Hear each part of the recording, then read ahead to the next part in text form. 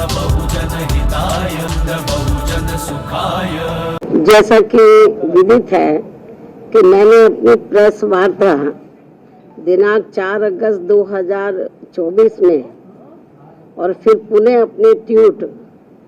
दिनांक 9 अगस्त 2024 के द्वारा बीजेपी की केंद्र सरकार से इस देश के समूचे अनुसूचित जाति व अनुसूचित जनजाति समाज की ओर से यह अनुरोध किया कि वर्तमान में चल रहे संसद सत्र में ही संविधान में संशोधन करके व कानून बनाते हुए देवेंद्र सिंह बनाम पंजाब राज्य के केस में माननीय सुप्रीम कोर्ट के दिनांक 1 अगस्त 2024 के आए निर्णय में, जिसमें कि एससी व एसटी वर्गों को आरक्षण देते समय क्रीमी लेयर लागू करने तथा इन वर्गों के लोगों का उप वर्गीकरण यानी कि सब क्लासिफिकेशन करके समूचे आरक्षण को ही इनके समूचे आरक्षण को एक प्रकार से खत्म कर दिया गया है, अर्थात निष्प्रभावी बना दिया गया है। इसके संबंध में अपनी बात रखी थी। इसी विषय पर कल दिनांक 9 अगस्त 2024 को टेलीविजन के चैनलों में यह दर्शाया गया कि बीजेपी के एससी व एसटी के सभी सांसद माननीय प्रधानमंत्री जी से मिले हैं और उन्होंने भी प्रधानमंत्री जी को माननीय सुप्रीम कोर्ट के इस निर्णय से आरक्षण खत्म होने की स्थिति उत्पन्न हो गई है, इससे अवगत कराया, जिस पर माननीय प्रधानमंत्री जी ने उन्हें ये आश्वासन दिया कि एससी व एसटी वर्गों के आरक्षण में क्रीमी लेयर तथा उनका उप वर्गीकरण नहीं होने दिया जाएगा, इस पर गौर किया जाएगा। प्रधानमंत्री जी द्वारा अपने सांसदों को दिए गए इस आश्वासन के बारे में कई न्यूज़ चैनल पर प्रसारण होने पर फिर मैंने कल ही दिनांक 9 अगस्त 2024 को एक ट्वीट करते हुए कहा कि जो ये आश्वासन दिया गया है, अगर वो पूरा किया जाता है तो इसका हमारी पार्टी स्वागत करेगी। तथा इसी ट्वीट में मैंने ये भी कहा कि परंतु इस आश्वासन को तो तभी पूरा किया जा सकता है जब केंद्र सरकार वर्तमान में चल रहे संसद सत्र में ही एक संविधान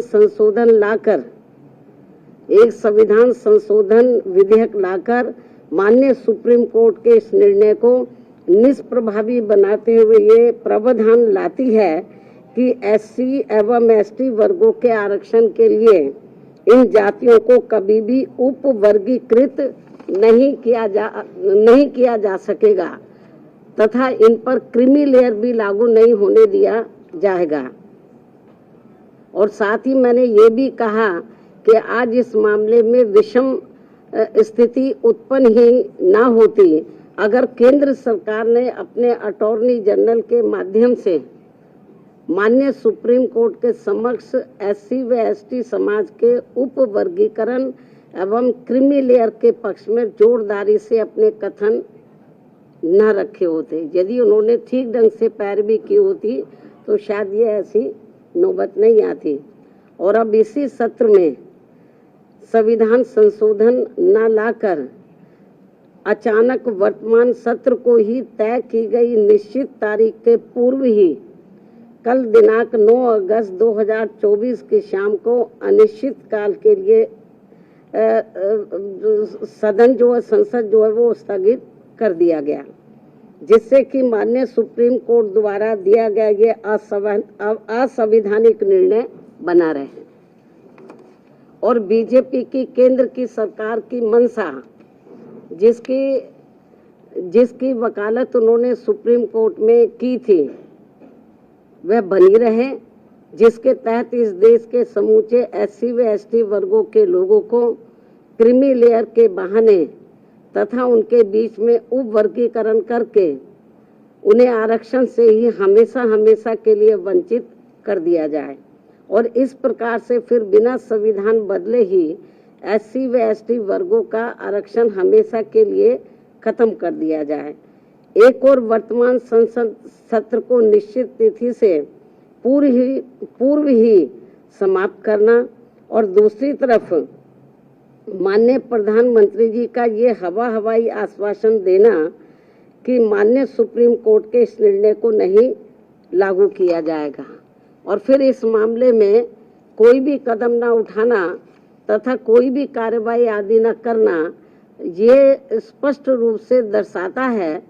कि या तो माननीय प्रधानमंत्री जी द्वारा इस तरह का कोई आश्वासन अपने SC ST वर्गों के सांसदों को दिया ही नहीं गया है, या फिर ऐसा आश्वासन केवल इन वर्गों के लोगों को भ्रमित व गुमराह करने के लिए ही दिया गया है। और इसीलिए अभी तक आधिकारिक तौर से माननीय प्रधानमंत्री जी द्वारा प्रेस के माध्यम से या अपने कुछ सरकारी ट्वीट के माध्यम से इस आश्वासन की कोई पुष्टि नहीं की गई है। केवल आश्वासन दिया जब वो MP लोग मिले हैं, लेकिन अलग से कोई सरकारी तौर पर उन्होंने ना कोई प्रेस के द्वारा इस संबंध में बताया, ना कोई उन्होंने अपना कोई ट्वीट जारी किया सरकारी तौर पे, जैसे वो करते रहते हैं। इन सब कारणों से आज इस देश में SC व ST वर्गों के रह रहे लगभग 40 करोड़ से ज्यादा लोग पूर्व में कांग्रेस की रही सरकार की तरह ही वर्तमान BJP की केंद्र की सरकार के द्वारा भी अपने आप को काफी ठगा सा महसूस कर रहे हैं, जिनको कि यहाँ वर्षों से छुआछूत एवं अनेकों अन्य शोषण व उत्पीड़न आदि सहने पड़े हैं और जो आज भी सहने पड़ रहे हैं, जिसकी वजह से ये लोग आज भी सामाजिक एवं आर्थिक तौर से पिछड़े हुए हैं, जिन्हें ये आरक्षण दिलाने का कार्य परम पूज्य बाबा साहब डॉक्टर भीमराव अंबेडकर द्वारा कांग्रेस पार्टी के भी विरोध के बावजूद अपने अथक प्रयासों से दिलाया गया है। जबकि केंद्र की सरकारों ने इस आरक्षण को खत्म करने के लिए समय समय पर लगातार अनेकों प्रयत्न किए हैं, जैसे कि सरकारी नौकरियों को खत्म करके कॉन्ट्रैक्ट के माध्यम से कार्य कराना, जिनमें उनके द्वारा नियुक्त कर्मचारियों पर कोई आरक्षण लागू नहीं होता है। सरकारी उपक्रमों अर्थात संस्थानों को निजी हाथों में बेचकर उनमें मिल रही लाखों की संख्या में नौकरियां, जिसमें SC व ST वर्गों को भी आरक्षण उपलब्ध था, वो भी खत्म कर देना। लाखों की संख्या में पदों को खाली करना, देश में लाखों पद जो कि SC व ST वर्गों के लिए आरक्षित थे, उन्हें सालों से खाली रखना और बाद में उन्हें समाप्त करके सामान्य वर्ग को दे देना। पदोन्नति में आरक्षण के लाभ से SC व ST वर्गों के कर्मचारियों को पहले ही माननीय सुप्रीम कोर्ट के एक पूर्व निर्णय जो कि नागराज के केस में दिया गया था, उसके तहत खत्म कर दिया गया था तथा जिस निर्णय को निष्प्रभावी बनाने के लिए संसद में संवैधानिक संशोधन विधेयक BSP के अथक प्रयासों से राज्यसभा में तो पारित हो गया था, परंतु उसके बाद वह लोकसभा में आज तक भी पास करने के लिए नहीं लाया गया है। और ये वही बिल है जिसको कि समाजवादी पार्टी ने अपने सांसदों के द्वारा कांग्रेस एवं BJP के साथ मिलकर संसद के अंदर ही फाड़ दिया था। और अब इसी प्रकार ही भाजपा की केंद्र सरकार ने अपने वकील अटॉर्नी जनरल के माध्यम से सुप्रीम कोर्ट में उप वर्गीकरण और क्रीमी लेयर के पक्ष में गलत दलीलें दिलवाई थी, जिसकी वजह से ही नागराज के निर्णय की तरह दविंदर सिंह बनाम पंजाब राज्य के केस में भी माननीय सुप्रीम कोर्ट द्वारा दिनांक 1 अगस्त 2024 को आरक्षण के विरुद्ध निर्णय दिया गया है। जिसका सीधा असर ये होने वाला है कि अब संपूर्ण SC व ST वर्गों को आरक्षण प्राप्त नहीं हो सकेगा, क्योंकि इस निर्णय के अंदर ऐसी व्यवस्था कर दी गई है कि अब पूरे देश में राज्य सरकारें अपने अपने राजनीतिक फायदे के हिसाब से SC व ST वर्गों के लोगों को आपस में ही लड़वाने का काम करेंगी और इन वर्गों के लोगों को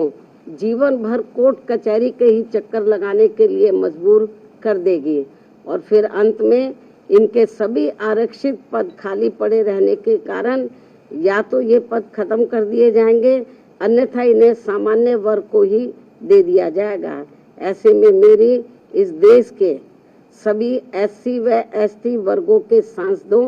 एवं MLA व MLC तथा अन्य राजनीतिक पदों पर बैठे लोगों से भी, चाहे वो किसी भी पार्टी से चुनकर आए हों, उन सभी से ये कहना है कि ये लोग बीजेपी, कांग्रेस, समाजवादी पार्टी, आम आदमी पार्टी व अन्य पार्टियों की भी SC व ST वर्गों के आरक्षण के विरुद्ध उनकी नियत व सोच से जरूर सजग हो जाएं, सचेत रहें और अपने मूलभूत संवैधानिक आरक्षण के अधिकारों को खत्म होने से बचाने के लिए एकजुट होकर इसके विरुद्ध अपनी आवाज एक संवैधानिक और शांतिपूर्वक तरीकों से पूरी जोरदारी से उठाएं, वरना अब इस देश के SC व ST वर्गों के लोगों को हमेशा हमेशा के लिए आरक्षण से वंचित कर दिया जाएगा। फिर वो चाहे नौकरियों में आरक्षण हो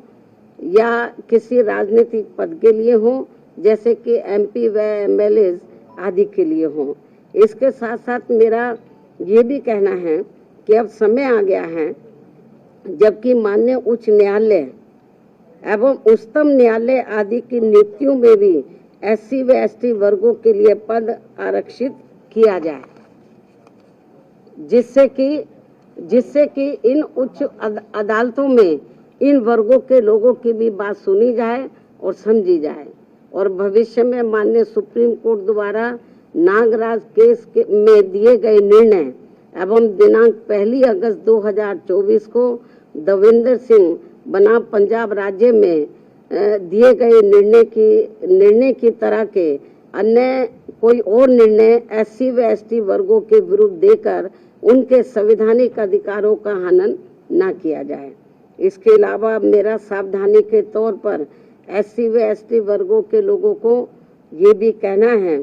कि दिनांक 1 अगस्त 2024 को माननीय सुप्रीम कोर्ट के द्वारा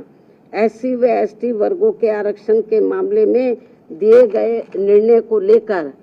अभी तक भी कांग्रेस पार्टी चुप क्यों बैठी है? अभी तक भी कांग्रेस पार्टी चुप क्यों बैठी है? इन वर्गों को ये भी सोचने की बात है। इस पार्टी के बारे में इन वर्गों को ये भी सोचने की बात है। इसके साथ ही जहां जहां इस पार्टी की यानी कि कांग्रेस पार्टी की अपनी राज्य सरकारें हैं, तो वहां ये पार्टी अभी तक भी अपनी स्थिति क्यों नहीं स्पष्ट कर पा रही है? अर्थात वहां भी ये पार्टी चुप क्यों बैठी है? या फिर ये कहे कि हम इस निर्णय को यानी कि कांग्रेस पार्टी इस निर्णय को ही मानते हैं और इस पर ही अमल करते हैं जो अभी 1 अगस्त 2024 को माननीय सुप्रीम कोर्ट ने दिया है। इसके साथ साथ आम आदमी पार्टी, जिनकी पंजाब व दिल्ली में भी इनकी अपनी सरकार है, ये पार्टी भी इस मामले में अपनी स्थिति स्पष्ट करें कि ये पार्टी इस निर्णय को वहां लागू करेगी या नहीं। इस प्रकार इन पार्टियों की भी इस दोगली नीति से SC व ST वर्गों के लोग जरूर सावधान रहें, जिन्होंने इस बार देश में 18वीं लोकसभा के हुए आम चुनाव में खासकर आरक्षण व संविधान को बचाने के नाम पर इन वर्गों का वोट हासिल करके अपनी अधिकांश सीटें जीत ली हैं, अपनी अधिकांश सीटें जरूर जीत ली हैं और अपनी एकमात्र हितैषी पार्टी BSP को नुकसान पहुंचा दिया है। और अब अंत में मेरा इन जैसी अन्य सभी पार्टियों से भी यही अनुरोध है कि वे भी इस देश के करोड़ों SC व ST वर्गों के लोगों के समक्ष इस निर्णय के मामले में अपनी अपनी पार्टी का स्टैंड जल्दी ही स्पष्ट करें ताकि सही स्थिति इन वर्गों के सामने आ सके। बाकी जो पार्टियां चुप बैठी हुई हैं अपनी स्थिति स्पष्ट करें। चुनाव में तो ये बड़ी बड़ी बातें कर रहे थे संविधान बचाने की, आरक्षण बचाने की। अब ये जो 1 अगस्त को जो अभी रिसेंटली अभी जो निर्णय आया है उस निर्णय पर तो अब ये संविधान नहीं दिखा रहे किसी को। अब ये आरक्षण की बात नहीं कर रहे कांग्रेस पार्टी एंड कंपनी के लोग और भी पार्टियों के लोग, तो अभी नहीं ये संविधान की बात कर रहे ना इनके आरक्षण की बात कर रहे। तो इसलिए मेरा यही कहना है इन सभी पार्टियों से, चाहे बीजेपी है, कांग्रेस है, केवल आश्वासन देने से बीजेपी की ओर से आश्वासन आया, माननीय प्रधानमंत्री जी द्वारा केवल आश्वासन आया है, आश्वासन से काम नहीं चलेगा। इन लोगों को SC ST वर्गों को जो इस फैसले से, इस निर्णय से नुकसान हो रहा है तो उस पर वो अपना सही स्टैंड ले। और ये कोई केवल आश्वासन से या गौर करने से, माननीय प्रधानमंत्री जी ने जो कहा है कि हम गौर करेंगे, आश्वासन दिया, उससे काम नहीं चलेगा। इसका बड़ा भारी नुकसान इन वर्गों के लोगों को हो रहा है। बेहतर तो यही होता कि कल जो इन्होंने 2-3 दिन पहले ही संसद के दोनों सत्र जो इन्होंने अनिश्चित काल के लिए स्थगित कर दिए हैं, बेहतर यही होता कि इसको ये अनिश्चित काल की बजाय तो ये थोड़े समय इसको ये नहीं करते, इसको कंटिन्यू रखते और 5-6 दिन के बाद पूरी तैयारी करके तो ये संशोधन विधेयक को ये पार्लियामेंट में इस मामले को लेकर पार्लियामेंट में संशोधन विधेयक ये लाते, लेकिन नहीं लाए। तो इसलिए मेरा माननीय प्रधानमंत्री जी से भी यही कहना है कि यदि आपकी इन वर्गों के मामले में नीयत साफ है तो आप अपने और मामलों में तो समय से पहले हाउस बुला लेते हैं, तो आप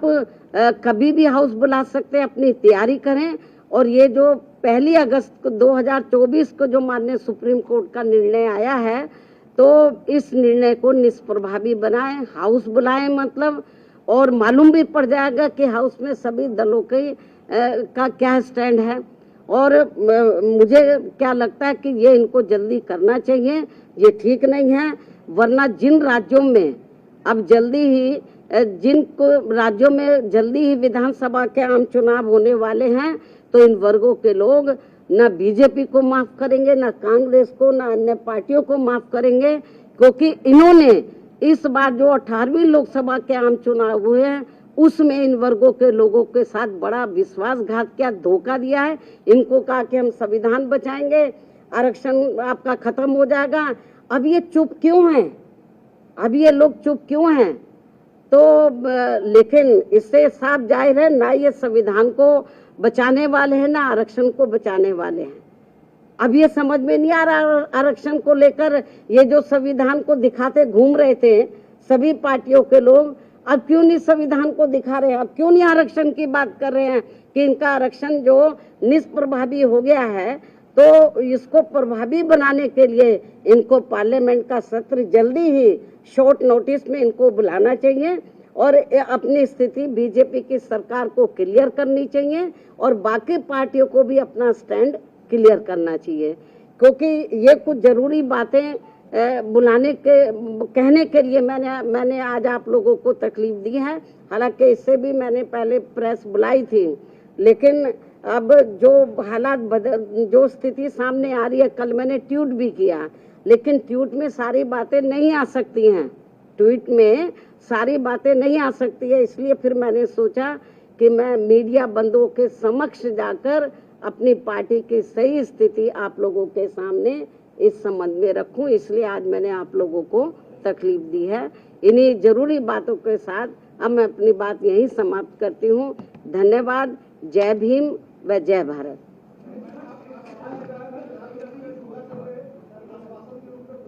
इसका जवाब मैंने दे दिया है।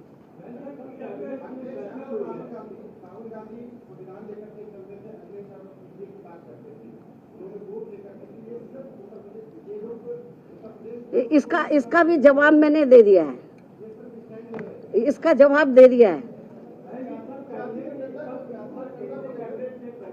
जाति जनगणना को लेकर हमने एक बार नहीं अनेकों बार कहा है कि केंद्र की सरकार की ये जिम्मेवारी बनती है। काफी बहुत पहले राष्ट्रीय जातीय जनगणना हुई थी देश में, लेकिन बरसों बीत गए हैं। अब केंद्र की सरकार की जिम्मेवारी बनती है, ये मामला राज्यों के ऊपर ना छोड़कर केंद्र की सरकार अपनी जिम्मेवारी समझे और इसकी राष्ट्रीय स्तर पर जातीय जनगणना होनी चाहिए।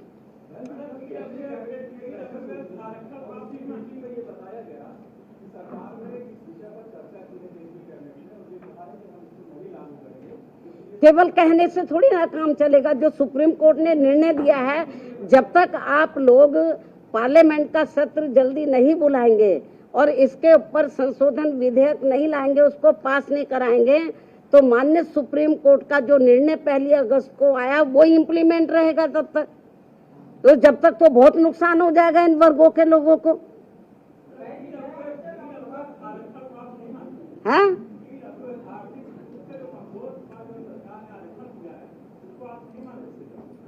ये मामला SC ST वर्गों से संबंधित है, इससे संबंधित सवाल पूछिए आप। ठीक है, धन्यवाद। अरे छोड़ो, आप क्या जया बच्चन मतलब इतना इम्पोर्टेंट मामला है, देश के करोड़ों SC ST वर्गों के हितों का मामला है। आप उससे ध्यान डाइवर्ट करने के लिए आप ऐसी बातें कर रहे हैं, तो आप उनसे पूछो जाके। अब आप लोगों के लिए जल पानी का या लंच का जो भी अरेंजमेंट किया है, पिछली बार तो के लिए हम आपसे माफ़ी चाहते हैं क्योंकि समय बहुत कम था, तो हम आपकी खिदमत ज़्यादा नहीं कर सके। लेकिन मैं तो बहुत कम प्रेस बुलाती हूँ, आप लोग सोचते हैं बहन जी जल्दी जल्दी नहीं बुलाती। ठीक है, धन्यवाद।